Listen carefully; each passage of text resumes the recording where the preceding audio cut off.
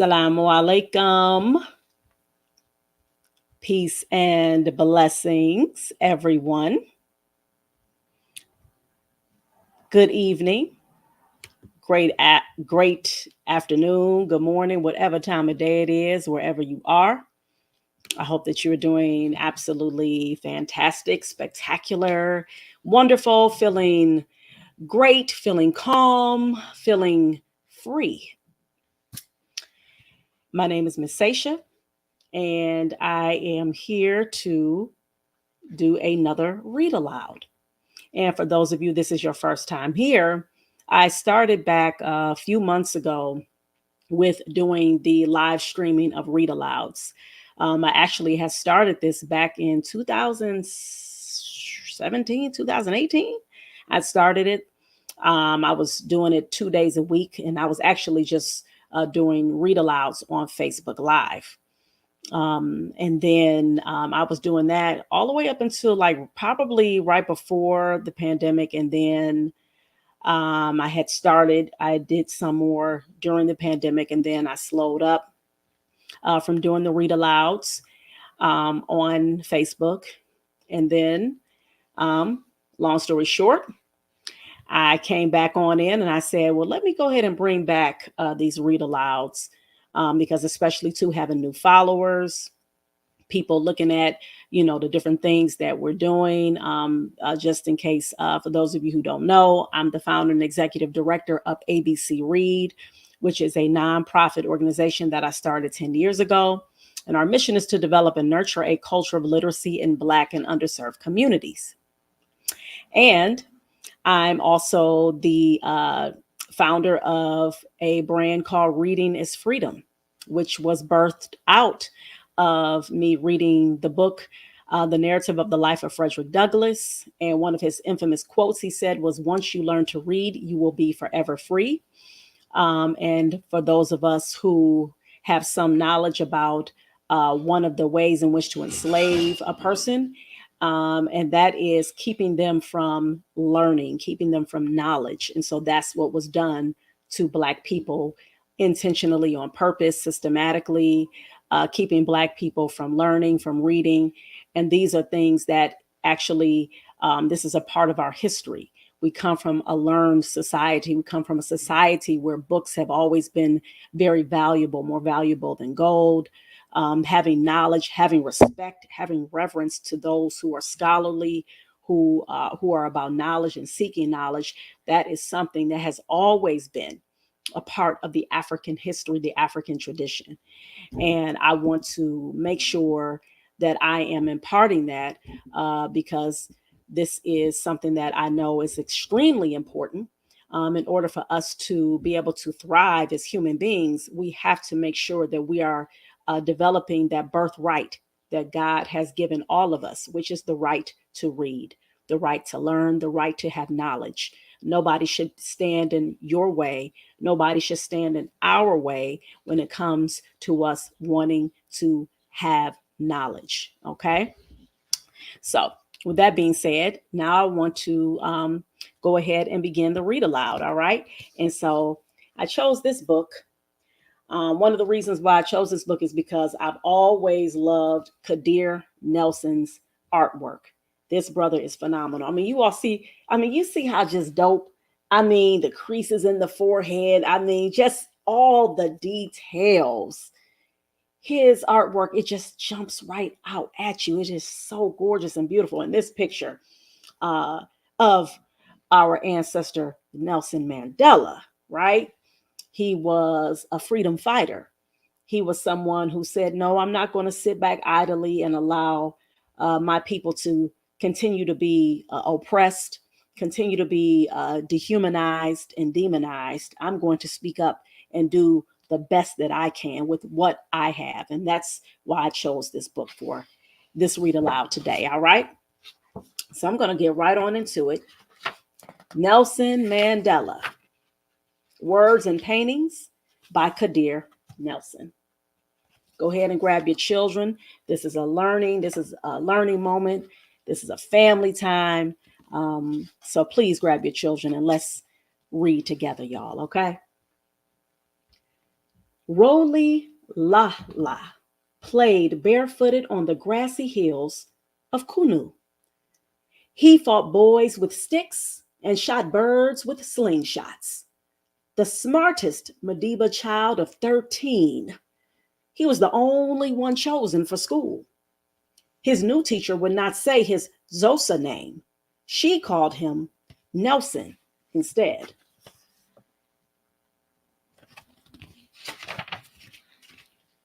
Nelson was 9 when his father joined the ancestors in the sky.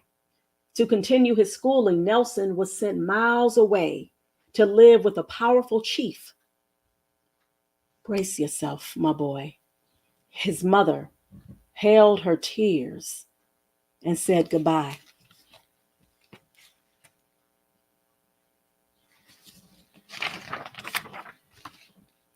The chief held counsel to warriors, medicine men, farmers, and laborers.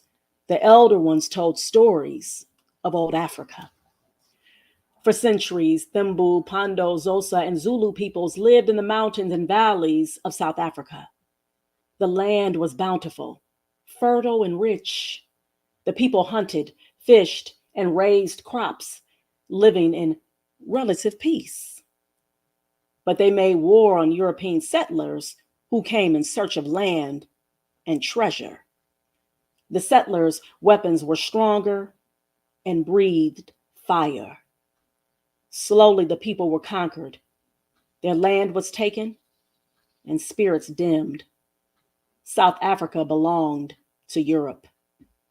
The elders grew quiet, and Nelson felt sorry.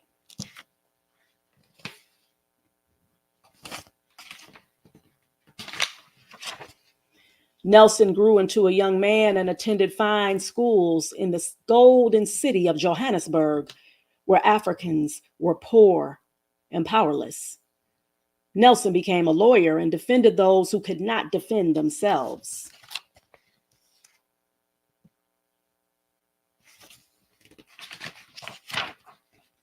The government grew harsh and created a cruel policy. It split the people in 3: African, Indian, European. It was called apartheid. The people were set apart. European only beaches, European only parks, European only theaters, and the people protested.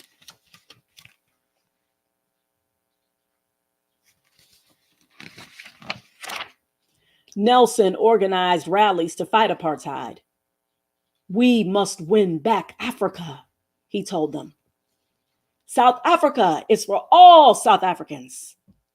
Amandala, he shouted. In Gawithu, they responded. Power to the people. And the people loved him.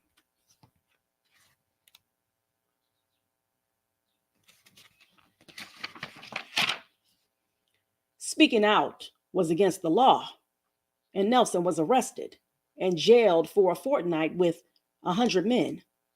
They danced and sang, calling the ancestors to join the fight for freedom.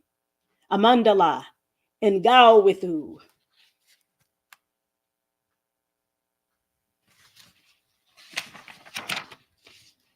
The ancestors sent their daughter Winnie to stand next to Nelson. They found love and married and welcomed children into the world. Together, they stood and fought apartheid.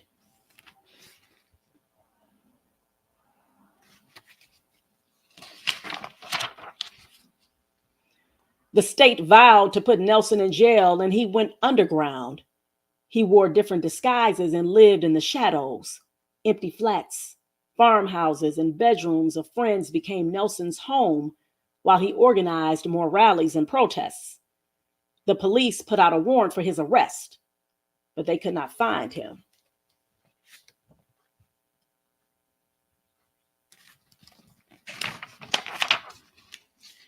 Nelson slipped across the border to visit free nations where Black Liberians, Ethiopians, and Moroccans freely conversed with white Europeans and brown Egyptians. They shook hands, a glimpse of freedom for life at home. Nelson returned to South Africa. to cleanse his homeland of hate and discrimination.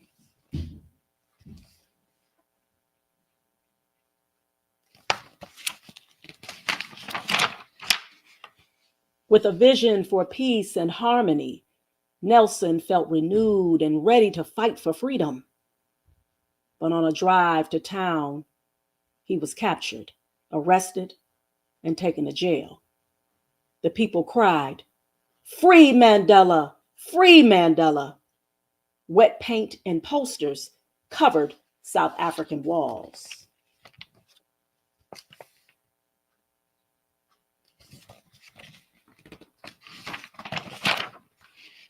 On a small island off the coast of the southern tip of Africa, Nelson sat in a tiny cell. Every day, the world passed him by. Cold meals, thin blankets, hard labor. Nelson hammered rocks into dust and read, studied, and educated fellow prisoners. Days turned into weeks, months, and years.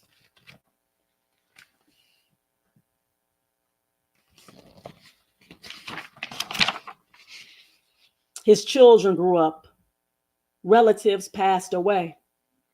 South Africa began to fall apart. There were more protests, more rallies, and violence. The people needed a leader. Nelson snuck a message to the people: "I will return."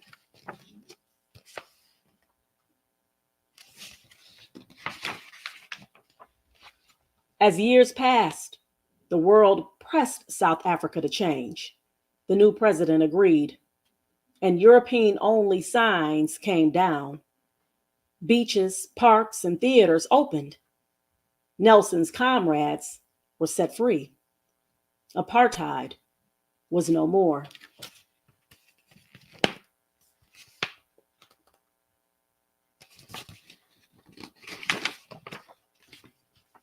Nelson was an old man. After 27 and one half years, the prison gates opened, and Nelson was at last set free. Thousands surrounded him, and when he hugged him, Nelson looked into the sky and smiled at the ancestors. "Amandala, thank you." The sun sparkled in his gray and white hair.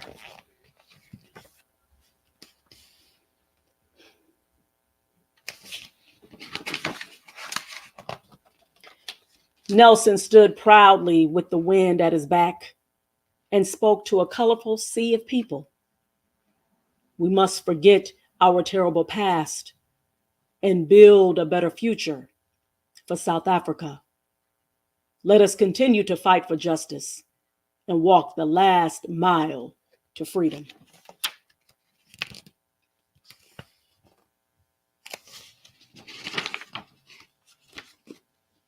Millions were given the vote and elected Nelson Mandela their new leader.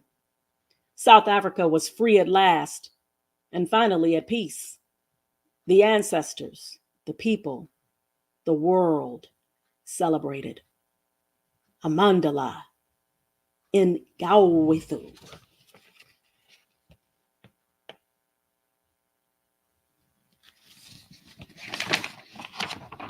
Right. So there you have it, the end, as you see. Our dear ancestor Nelson Mandela. Again, these words and paintings by Kadir Nelson. And one of the things that I just wanted to remind you of is when we are learning about our different people in the past. I know sometimes, especially for my brothers and sisters out there who are very astute, very scholarly and learned when it comes to Black history. And I'm quite sure definitely there's, some other information that Kadir Nelson could have put in the book.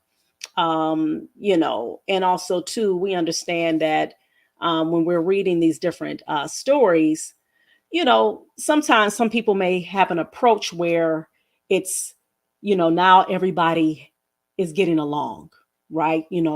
We're all getting along now. White people and black people, we're holding hands together, and we just walk peacefully, along the shores of the beach. And we know that is not the reality, right?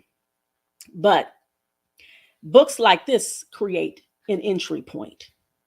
And that's why I like to find books. A lot of times I do read nonfiction books that talk about a lot of Black people who are either here in America or who are part of the African diaspora, because a lot of our children are not getting this information about people who look like them, who stood up, who fought back, who protested, who went to jail for years and said, no, I'm going to continue my fight. So if you're saying that I got to stay in jail because I'm not going to stop fighting against you, then so be it. Our young people need that. They need to see that. They need to learn that. They need to hear these different stories, because it ignites that spark in them. So then they can, understand and realize that, yes, we are a people who did not just sit back and just take behind whippings and not do anything. We need to learn about the rebellions. We need to learn about our people who did have kingdoms and queendoms, and who were having civilizations and where we were thriving. And anybody try to come in and take that, our people defended themselves. Because, in this history, and especially now, I'm quite sure a book like that, I wouldn't be surprised if that book is on the book banned list. When it comes to our people saying, you know what, no, we're not going to take that. You're not just going to come in here and disturb our peace. You're not going to come in here and just start snatching people and taking our resources. No, we're going to fight back against you. That's the energy. That's the spirit. Those are the words. Those are the things that our youth need to hear. And so please be unapologetic about talking about our history. Please understand that the things that happened in the past is definitely directly related to what's going on right now. Right now. And I'm going to end on this note.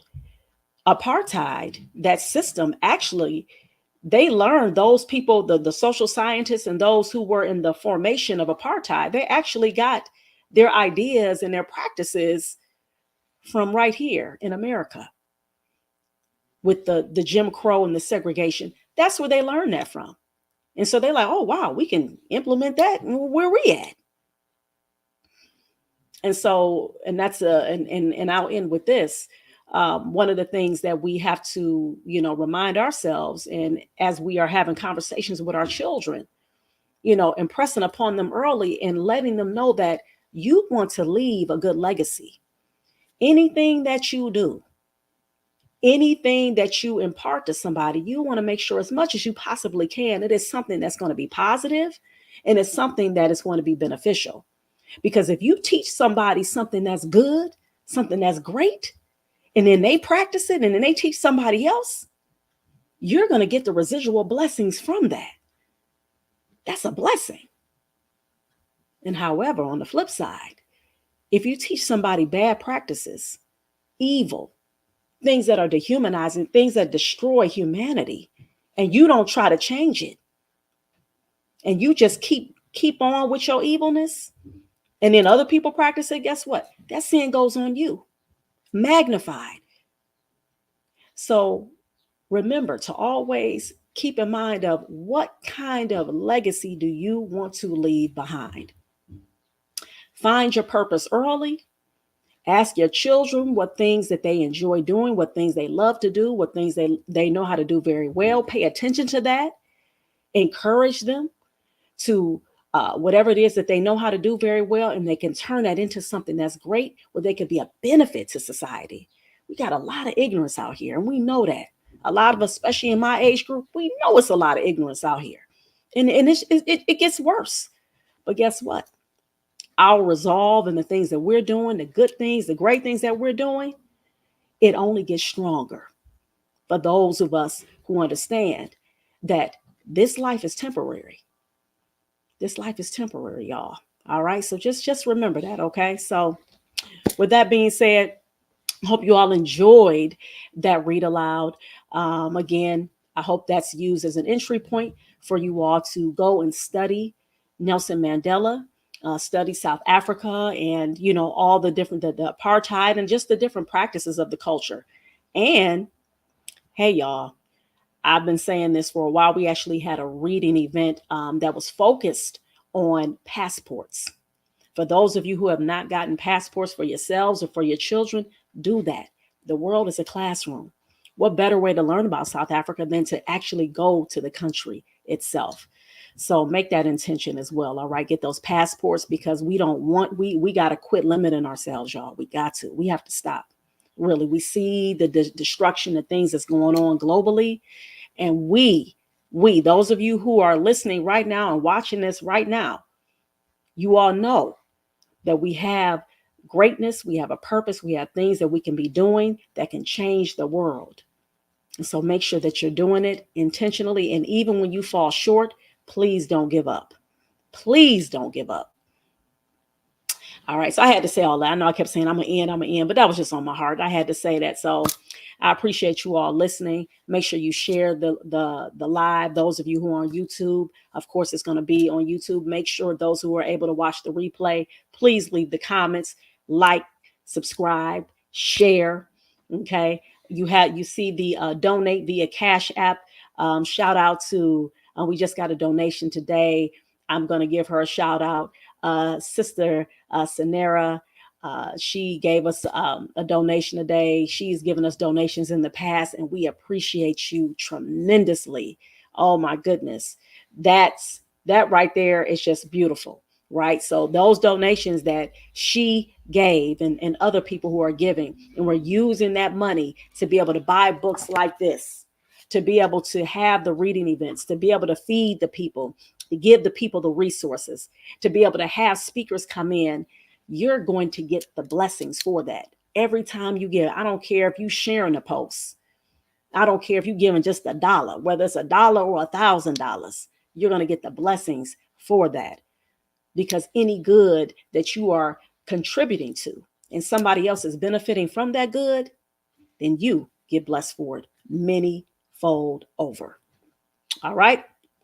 So thank you all again for listening. My name is Miss Sasha. And remember, reading is freedom. Go to my website, readingisfreedom.store. Go ahead and cop the shirt, y'all. Read, read, read. Okay. That's what you should be doing. That's what we should be doing all the time. All right. All right, y'all. Y'all take care. Be blessed. Peace.